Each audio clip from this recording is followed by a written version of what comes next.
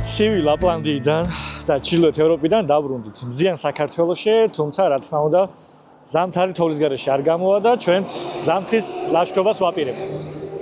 ბევრი მეგობრისგან და ზოგადად ადამიანებისგან მსმენია, რომ ზამთარში ბევრი საშუალება არ არის სამოგზაუროდ, მაგრამ მომდევნო დღეების განმავლობაში ჩვენ დავწუნდებით, რომ ძალიან ბევრი ადგილის მონახულება არის შესაძლებელი.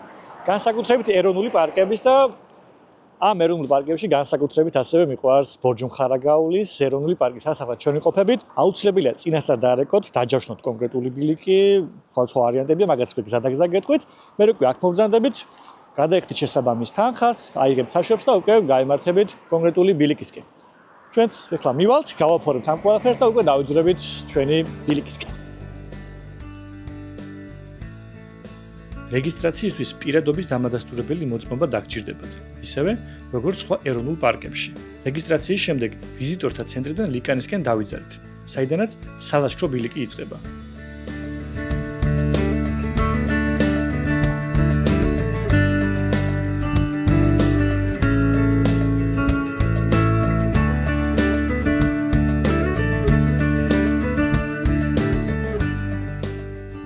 ზამთარში ეს გზა უმეტესწილად სულ მოყინულია, ამიტომ აჯობებს მაღალი გამავლობის მანქანით დაფაროთ გზის ეს მონაკვეთი. მანქანის გაჩერების შემდეგ ბილიკს ფეხით გავუდექით. ამ ბილიკზე ლაშქრობისას პირველ რიგში სწორად უნდა შევარჩიოთ ტანსაცმელი. უპირველეს ყოვლისა, ზამთრის წყალგამძლე ფეხსაცმელი და სალაშქრო შარვალი დაგჭირდებათ, რომელიც თოვლში არ დასველდება. დიდ თოვლობის შემთხვევაში აუცილებელია წვივსამაგრი. იგივე პაჭიჭი გქონდეთ. ის ფეხს კოჭიდან მუხლამდე დაგიფარავთ, თოვლი არ ჩაგეყრებათ ფეხსაცმელში და შრალად ივით.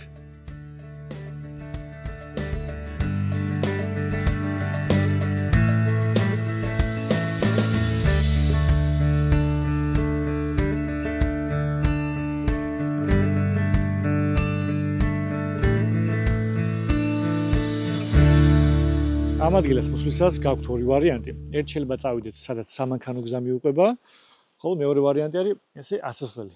აქ როცა მოვდივართ ხოლმე მეგობრებთან ერთად მოვდივართ, ზოგადად ესე ტურისტთან ყოფილვარ. ყოველთვის ვირჩევ, ჯერ ასე ავიდე საფეხმავლო ბილიკით და უკვე წრიული გავაკეთოთ და შესაბამისად ამ გზიდან დავბრუნდეთ. მანიშნებელები გეუბნება ყველაფერს, თავი გადაადგილება არის ძალიან მარტივი.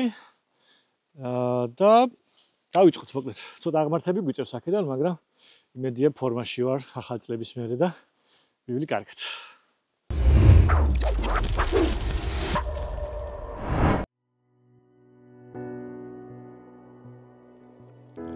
ბორჯომხარაგაულის ეროვნული პარკის ფართობი 107,000 ჰექტარია. მოიცავს სამცხე-ჯავახეთის, იმერეთისა და შიდა ქართლის მხარეებს, 6 მუნიციპალიტეტს. ის ამ ფართობით საქართველოს ტერიტორიის 1.5%-ზე მეტს წარმოადგენს და ევროპაში ერთ-ერთ უდიდეს ეროვნულ პარკად ითვლება. ბორჯომხარაგაულის ეროვნული პარკი 1995 წელს დაარსდა. ამრიგად, ის დამოუკიდებელ საქართველოში შექმნილი პირველი ეროვნული პარკია. განსაკუთრებით აღნიშნვის ღირსია ის ფაქტი, რომ ამ პარკში 4-ვე სეზონზე შეგიძლიათ მოგზაურობა. ბორჯომხარაგაულში ლაშქრობასთან ერთად შესაძლებელია საცხენოსნო და ველო ტურებით სარგებლობა. ეროვნული პარკის ტერიტორიაზე მოწყობილია ტურისტული თავშესაფრები, იგივე კოტეჯები, საპიკნიკე და საკარვე ადგილები. ასევე გვხვდება ცეცხლის დასანთები ადგილები. ხანძრის გაჩენის პრევენციის მიზნით მხოლოდ ამ ადგილებშია ნებადართული ცეცხლის დანთება. დღეის მონაცემებით ნაკრძალში 20-მდე ბილიკია. ზამთარში ბევრი მათგანი დიდ თოვლობის გამო დაკეტილია ტურისტებისთვის, მაგრამ რამდენიმე ბილიკის გავლა სავსებით შესაძლებელია.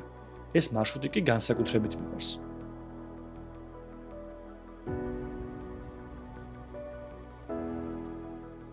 გზის ძირითადი ნაწილი უკვე გამოვიარეთ, ფაქტობრივად ნახევარზე მეტი და მოვდივართ ასეთ შვენიერ ადგილას, რომელსაც თოვლიანი ბილიკი ეწოდება. ეს სახელი ეწოდა იმის გამო, რომ ამ გზის უდიდესი ნაწილი მიუყვება ჩრდილოეთის კალთას, სადაც ბზისხივები ნაკლებად აღწევს. შესაბამისად, ვერ დნება თოვლი და ზამთრის პერიოდში ძირითადად დაფარულია თოვლით. როგორც ხედავთ, საკმაოდ ლამაზ ბილიკზე მოძრაობ, საერთოდ არ დავღილვარ, შეიძლება ესეც ითქვას და გავაგრძელოთ გზა ჩვენი დანიშნულების მიმართულებით. ბორჯომხარაგაულის ეროვნული პარკის 3/4 ტყეა. აქ გვხვდება მრავალფეროვანი, უნიკალური, ენდემური მცენარეები. აქ არის ნაძვნარები, ფიჭვნარები, ფართოფოთლოვანი ხეები. ასევე წითელ ნუსხაში შეყვანილი ხემცენარეები. ტყიან მასივთან ერთად გვხვდებით სხვადასხვა სახეობის ყვავილებს, რომლებიც განსაკუთრებით ლამაზია ყვავილობის, გაზაფხულის პერიოდში. ზამთარში კი მხოლოდ მარადმწვანე ხეებია, რომლებიც თოვლში უფრო მეტად ხასხასა ფერი ჩანს. პარკი გამოირჩევა მდიდარი ფაუნითაც. აქ 60-ზე მეტი სახეობის ძუძუმწოვარი ბინადრობს. ადრე ლაშქრობისას რამდენჯერმე გადაურბენია შველს. იმედი მაქვს, ახლაც გამიმართლებს.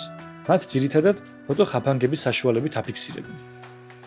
გამოსარჩევია მურა დათვი, კავკასიური არჩვი, ფოცხვერი, კავკასიური კეთილშობილი ირემი და ასე შემდეგ. ირმებს ყვირელობის პერიოდი აქვს სექტემბრის შუა რიცხვებიდან ოქტომბრის ბოლომდე და შესაძლებელია ახლოს მისვლა, დაკვირვება და ტკბობა. არასდროს მინახავს ეს მოვლენა, მაგრამ მომავალში სწორედ ამ სეზონზე ვიმოგზაურებ ამის სანახავად. პარკში ასევე შეხვდებით 217 სახეობის გადამფრენ და მობუდარ ფრინველებს, 30 სახეობის რეპტილიას. ეს მონაცემები ცხადყოფს ბორჯომ-ხარაგაულის ეროვნულ პარკში არსებულ ბიომრავალფეროვნებას. მათგან ბევრი გადაშენების საფრთხის წინაშე მყოფი ცხოველი თუ ფრინველია.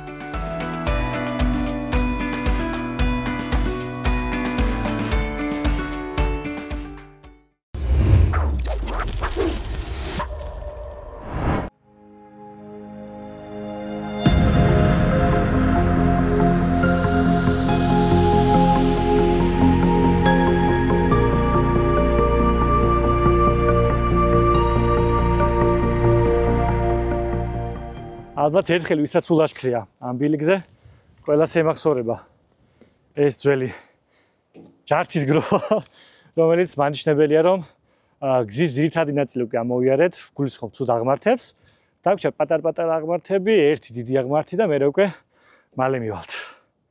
კარგი ამინდია, მაგრამ ერთადერთი რაც ასეთი ლაშქრობების დროს არ მომწონს, არის ქარი, რომელიც ამ სასიამოვნო ამინდს, მზეს, ტემპერატურას ცუდ კონდიციებად აქცევს, მაგრამ საკმაოდ კარგად ვართ ჩაცმული, როგორც უკვე აღვნიშნე და გავაგზავნოთ ჩვენი გზა.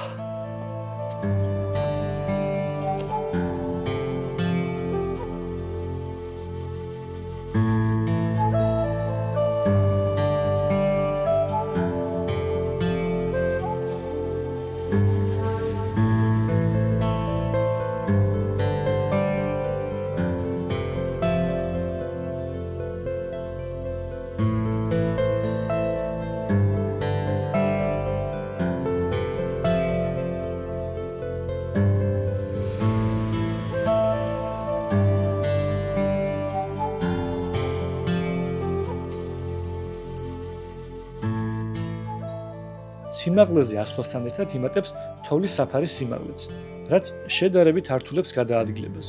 საერთო ჯამში ეს ლაშქრობა საშუალო სირთულისაა. გამოცდილი მოლაშქრებისთვის მარტივადაც შეიძლება ჩაითვალოს. თუმცა, დამწყები მოლაშქრისთვის შეიძლება არც იყოს მარტივი. მაგრამ შესაბამისი აღჭურვილობით და ფიზიკური მომზადებით პროფესიონალი გიდის თანხლებით დაძლევადია. ბევრ დამწყებ მოლაშქრეს ულაშქრია აქ პირადად ჩემთან ერთად. ხშირი ტყიდან გამოვედით შედარებით ღია სივრცეში, გზაჯვარედინზე ვართ ახლა, სადაც არის ასეთი მანიშნებელი, რომელიც მეშვეობით ვიგებთ, რომ უკვე 7.5 კილომეტრი გამოვიარეთ და დაგვრჩა 2.8 კილომეტრი ბაირაღის ტურისტულ თავშესაფრამდე, რომელიც ასევე ცნობილია როგორც ჩიტახევის თავშესაფარი. ბილიკის გავლისას ძალიან ხშირად ხვდებით ნიშნულებს. ეს არის როგორც ხეზე დატანილი საღებავით შესრულებული ნიშნულები, ასევე ასეთი სახის მანიშნებლები, რომელიც გვეუბნება თუ საერთოდ გავაგრძელოთ ჩვენი გზა. შესაძლოა პირველად იმყოფებოდეთ ბორჯომ-ხარაგაულის ეროვნულ პარკში, მაგრამ ნიშნულების ასეთი რაოდენობით არსებობა გაგიმარტივებთ გზა კარგად გაიკვალოთ.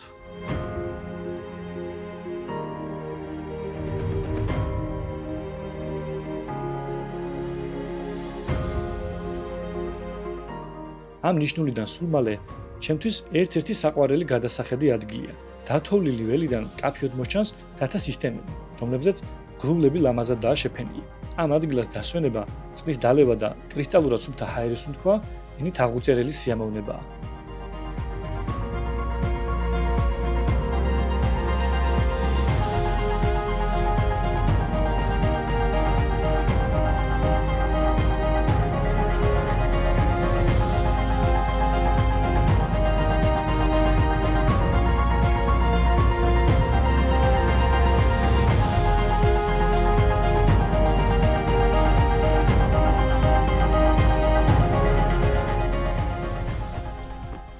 უკვე მზე იწყებს ჩასვლას და ესეთი ლამაზი ფერები იშლება.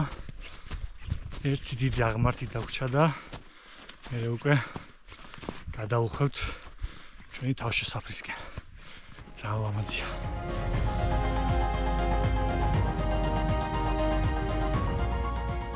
რაც უფრო უახლოვდები კოტეჯს, მით უფრო მიშვებს დაღლილობა.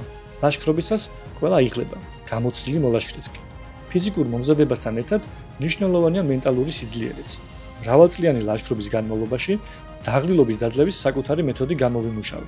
როცა მიჭირს, ვფიქრობ, რომ თითოეული ნაბიჯი მაახლოებს მიზანს, დანიშნულების ადგილს. ამ შემთხვევაში ლამაზ კოტეჯზე, გახურებულ ღუმელზე და სასიამოვნო გარემოზე ვფიქრობ. იმაზე, რაც ტურისტულ თავშესაფარში დამკვიდრდება.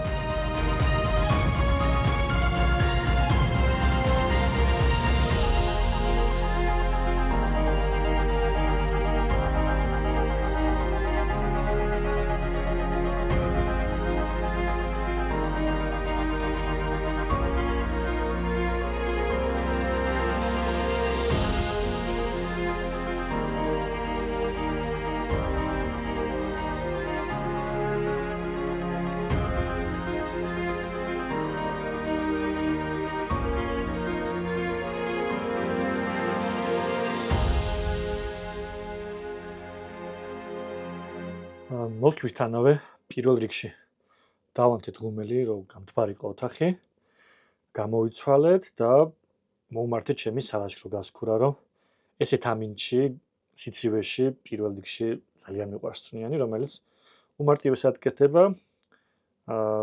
ხოლო წყლის ადუღება გვინდა, არის მსუბუქი სუპები, ერთჯერადი, შეიძლება ასე ვთქვათ და წყლის დასმის შემდეგ უკვე გამოიყურება ძალიან ლამაზად ჩემთვის პირადად და დავაგემოვნებ.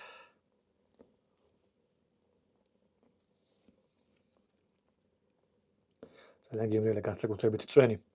ჯერ ესე გამხნევდები და მერე უკვე სხვა საკვებზე ვიფიქრებთ.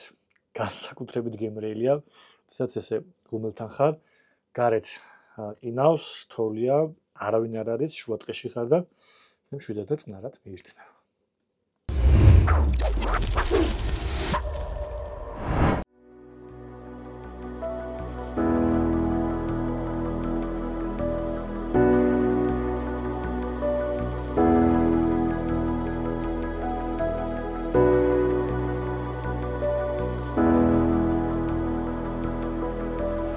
გათენდა არაჩვეულებრივი დილა, სასწაული ამინდია და ასე კარგად ბოლოს ოდის მეძინა, არ მახსოვს, იმიტომ რომ მოწყვეტილი ვართ ყველაფერს, სიმშვიდე სიწნარე და მხოლოდ ხეების შრიალი ისმის და აქა-იქ ჩიტების ჭიკჭიკი. ძალიან მიყვარს ბორჯომ ხარგაულში ზამთარში ლაშქრობა, განსაკუთრებით ამ კოტეჯში დარჩენა, ვინაიდან კარგი ამინდის პირობებში, ისე როგორც ახლა გვაქვს, გარშემო შეგიძლიათ დატკბეთ არაჩვეულებრივი ხედებით. როგორც არის კავკასიონი, ბორჯომის ხეობა, სამცხე ჯავახეთი ჩანს, მოკლედ ერთი სიამოვნება აკოფნა და დილით ხალგაგუძებულზე რა თქმა უნდა ცხელი ყავის დალება.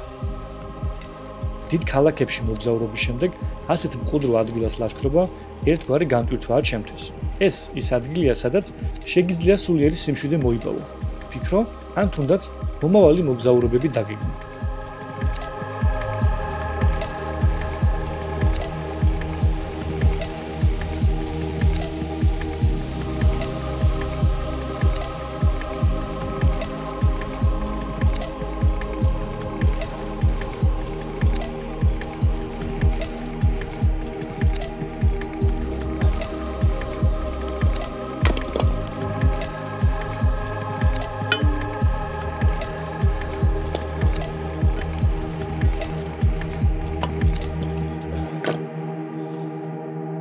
კოტეჯში ვამოდიხართ, ვინაიდან წინასწარ ჯავშით და რეინჯერებმა იციან რამდენი ადამიანი მოდის, წინასწარ ამზადებენ შეშას, ალაგებენ ან შესასვლელში, ასევე ღუმელთან, მაგრამ თუ ისე მოგდა რომ ბევრი შეშა დაწვით, შესაძლებელია გამოხვიდეთ ამ ადგილას და თქვენით დაჭერათ შეშა. ასეთი სული, იმიტომ არის რომ სამწუხაროდ ეროვნულ პარკებს ყოველთვის კეთილსინდისერი მოგზაურები არ სტუმრობენ და მაგალითად ხშირად წვავენ ცულის ტარებს, ხის ტარებს, ამიტომ რეინჯერები იძულებული გახდნენ, რომ ესეთი ზომები მიეღოთ და ტარიც რკინის ყოფილიყო. ნეიდან ამას ვერაფერს ვეღარ მოუხერხებენ. არა მარტო ცულის ტარებს, სხვა ნივთებიც დაუწავთ სამწუხაროდ, რაც საკვირველი არ შეიძლება და როცა ამოდიხარ ესეთ ადგილას და გვხვდება სრული კომფორტი, გულისხმობ საპირფარეშოა იქით მხარეს, ეს თავშესაფარი, სადაც არის საწოლი, ღუმელი, თბილი გარემო მით უმეტეს ესეთ სიცივეში, უნდა მოუფრთხილდეთ მაქსიმალურად. Როგორ სუფთაც დაგვხვდება, იმაზე უკეთეს სუფთად დავტოვოთ, რომ ჩვენ შემდეგ მოსული ადამიანები გავაბედნიეროთ, როგორც ჩვენ გაგვიხარდა აქ მოსვლა. ეხლა დაგათვალიერებინებ თუ შევთ ამ კოტეჯსაც, აი წავიდეთ. ეს არის წვანე საყვარელი კოტეჯი, თავშესაფარი ამ შემთხვევაში, სადაც ძალიან ბევრი ადამიანი ეტევა. შეგვიძლია 5 ადამიანი იყოს ან 6 ადამიანი, მაგალითად მოგზაურები, მაგრამ სხვა მოგზაურებით შევხვდნენ, მაგრამ რა თქმა უნდა ეს პრობლემას არ წარმოადგენს, შეგვიძლია რომ მოვთავსდეთ კარგად. ჩვენ იქით გვეძინა ამ შემთხვევაში. უნდა შევიდეთ აქ, დავათვალიეროთ. აქვე არის ნაგვისრუნები, თუმცა მეც და ჩემი მეგობრები ცოტა ამოვდივართ, რა ნაგავსავცხმარობთ, დაბლად შეგვაქვს ვინაიდან. როდესაც სავსე ბოთლებს ამოვიტანეთ წყლით იქნება წვენი თუ საკვებით.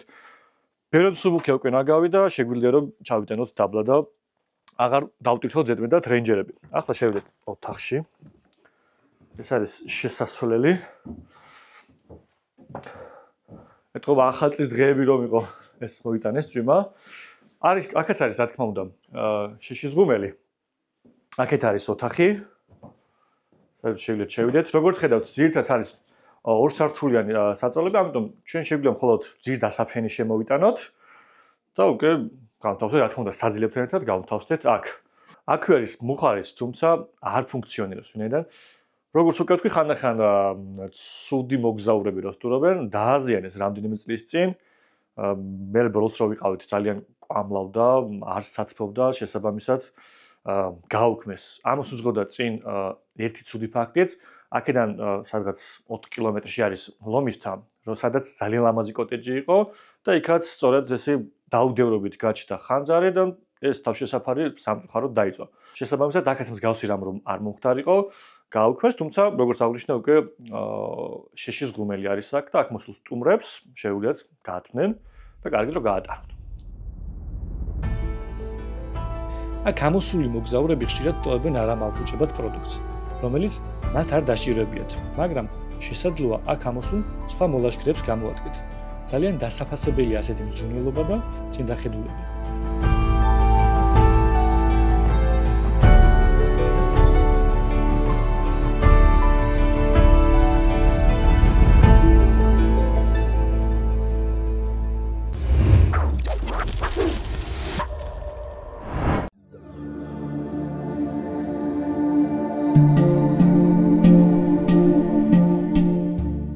კარგია დასვენება, მაგრამ უკან დაბრუნების დროა. მივალაგეთ ოთახი, რაც საკვირველია, ჩაუბარგდით და გავემართებით უკვე უკან ლიკანისკენ. აქ მოგზაურობისას აუცილებლად უნდა გაითვალისწინოთ ერთი ფაქტი, როდესაც აქ ამოხვალთ, საკმარისი მარაგი უნდა გქონდეთ წყლის. ვინაიდან წყარო იყო ხოლმე დაბლა, მაგრამ ძირითადად თოვლით იფარება, ამიტომ ყოველ ამოსვლაზე ჩემი რაოდენობა ვიცი წყლის და იმ რაოდენობით ამოვდივარ, ვინაიდან გზა არ გვხვდება წყარო არსად, სანამ დაბლა არ ჩავალთ. ამიტომ საციცოცხლოდ საჭიროა ბევრი წყალი გქონდეს. თუმცა თუ ისე მოხდა, რომ წყლის მარაგი გამოგვილია, ესეც არ არის კატასტროფა. ვინაიდან გარშემო სულ თოვლია და შეგვიძლია გადავადნოთ, გამოვიყენოთ საჭმისთვის ან სასმელ წყლად. თუმცა მე გემო საშინლად არ ვაწევს, ამიტომ ყოველთვის ძალიან დიდი მარაგით ვარ და არც ეს დღეა გამონაკლისი, იმდენი წყალი მაქვს, შეიძლება სახლამდეც კი მეყოს. ვეშტობებით ამ კარგ თავშესაფარს ძალიან კარგით რომ გავატარეთ. ახლა კი ესეთ შვენიერ ამინდში ვივლით თოვლის ბილიკზე და ჩავალთ ლიკაში, როგორც აღნიშნე უკვე.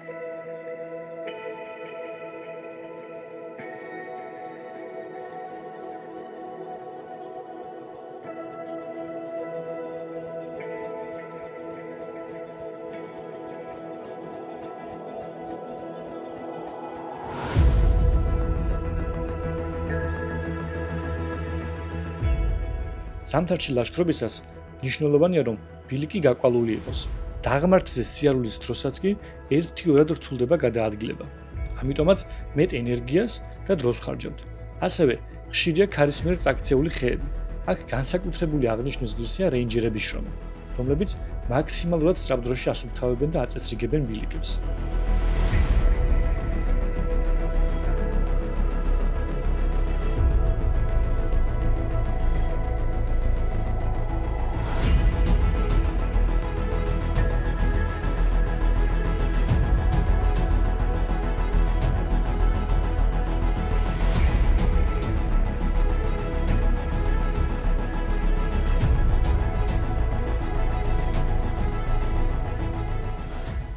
ამ ტურში უფრო მარტივი მეორე დღეა, ვინაიდან ძირითადად დაღმართზე გვიწევს ჩამოსვლა და როგორც გუშინ გითხარით, წრეულს ვაკეთებთ შესაბამისად.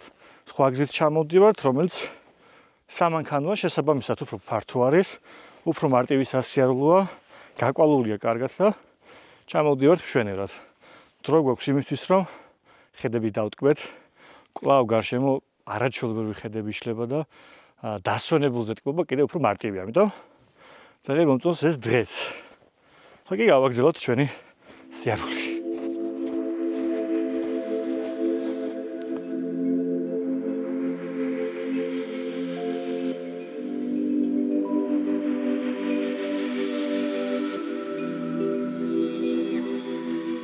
დღესაც ძირითადად ტყიან მასივში გადავაადგილდებით. არ მბეზრდება წიწოვან ხეებს შორის სიარული, თუმცა როდესაც მოშიშულებულ ველებზე დავდივარ, კიდევ უფრო მრავალფეროვანი ხედები იშლება ირგვლივ. ერთადერთი, რაზეც გული მწყდება, არის ის, რომ ამ ლაშქრობაში ცხოველი არ შემხვედრია.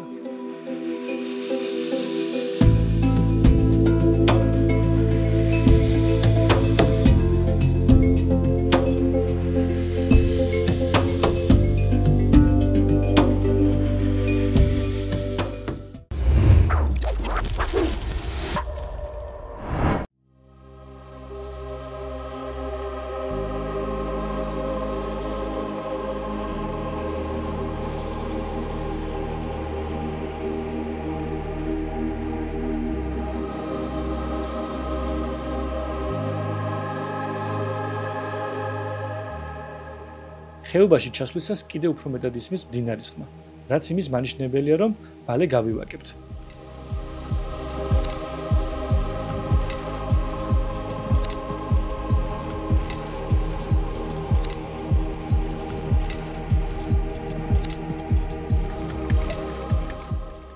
კალაპოტის გასწვრივ ბევრად მარტივდება სიარული.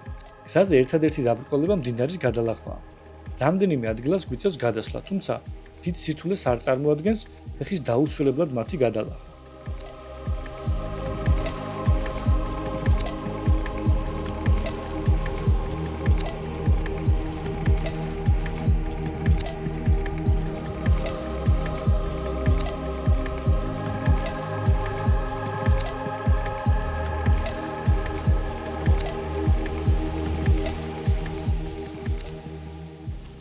ჩამოვიდით ხეობაში, მოვუყვებით ძირითადად სწორ რელიეფს და მოვდექით ასეთ ლამაზ კოდეჯთან, რომელიც სულ ახალი გახსნილია. დავხვებთ ერთი წელი თუ არ მეშლება, არ ვარ ნამყოფი და მომავალში აუცილებლად მოვალ, ვინაიდან შიგნით არის ორი ოთახი, 8 ადამიანის განთავსება შესაძლებელი შესაბამისად.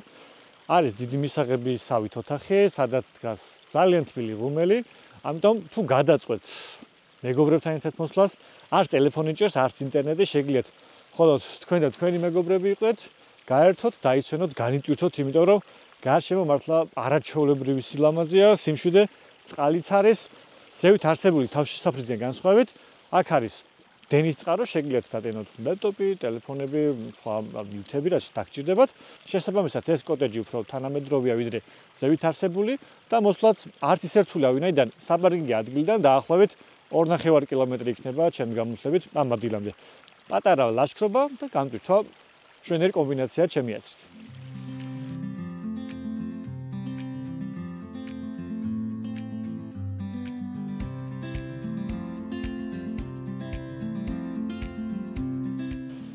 ჩამოვიდით უკვე ბილიკების შეერთების ადგილას. გუშინ დავიწყეთ ამ მიმართულებით და დღეს ჩამოვიდით ამ მიმართულებით. აქვე არის სივრცე, სადაც ალბათ უფრო თბილ პერიოდში შესაძლებელია რომ მოხვიდეთ, დაიცვენოთ, განიტვირთოთ. არის აქვე წყაროც, სადაც ავავსებთ წყალს და დავლებთ და გავიმართებით მანქანისკენ. იქამდე არის 2 კილომეტრი და დაახლოებით 40 წუთი დაგჭირდება, იმედია მეტი არა. თორემ უკვე საკმაოდ აცივდა და მინდა თბილ მანქანაში ჩავჯდე. ლაშქრობის დროს ბოლო კილომეტრის გავლისას ყოველთვის ისეთი შეგრძნება მეუფლება თითქოს ბევრად მეძროს ვანდომებ დარჩენილი მანძილის გავლას. ამ შემთხვევაში შესაძლოა არც მეჩვენება, მოკინულია ბილიკი და მაქსიმალურად ფრთხილად გადავაადგილდები. საკმაოდ დამქანცველი ტური გამოდგა, მაგრამ შემიძლია ვთქვა, რომ ეს სასიამოვნო დაღლაა. ეს შეგრძნება ერთ-ერთი მიზეზია, რის გამოც უზომოდ ვარ შეყვარებული ლაშქრობაზე. ჩამოვახციეთ უკვე. გამოვიარეთ ეს ბარი, რაც მის მანიშნებელია, რომ მანქანაში მალე ჩავსხდებით, შედარებით გავთბებით, გამოვისვით რა თქმა უნდა და ფიქრობ საინტერესო ტური გამოგვივიდა. ვილაშქრეთ ძალიან საინტერესო ბილიკზე, დავტკბით არაჩვეულებრივი ხედებით, დავჭით შესანიშნავ კოტეჯში, თავშესაფარში და კარგად გავატარეთ ეს 2 დღე. ჩვენი დღევანდელი გადაცემა აქ სრულდება, მაგრამ გრძელდება თოვლიანი საქართველოს მონახულება. შემდეგ გადაცემაში ბაკურიანს ვესტუმრებთ.